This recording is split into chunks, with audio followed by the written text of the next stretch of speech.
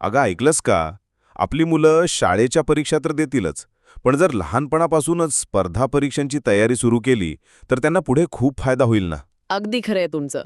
मी नुकतंच लक्षवेध राज्यस्तरीय प्रज्ञाशोध परीक्षा 2025-26 याबद्दल वाचलं. खरंच? काय आहे हिचं स्वरूप? ही परीक्षा इयत्ता 1ली ते 8वी पर्यंतच्या मराठी माध्यमातील विद्यार्थ्यांसाठी आहे. ही परीक्षा आधुनिक अभ्यासक्रमावर आधारित आहे आणि नव्या युगातील जीवन कौशल्य शिकवते. छानच.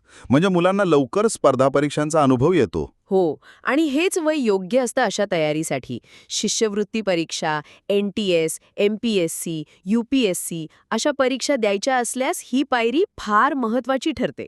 म्हणजे बौद्धिक विकासासोबत आत्मविश्वासातही भर पडते. नक्कीच. या परीक्षेचं एक खास वैशिष्ट्य म्हणजे तिची पारदर्शक पद्धती. बहुपर्यायी प्रश्नांच्या स्वरूपात परीक्षा घेतली जाते.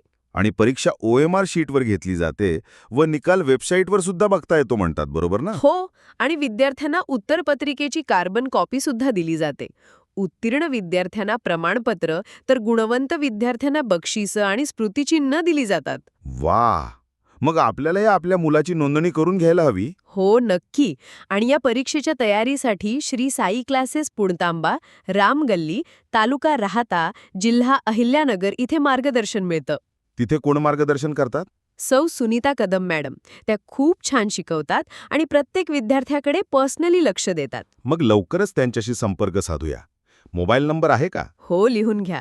96 37 44 97 69. लवकरात लवकर संपर्क करा.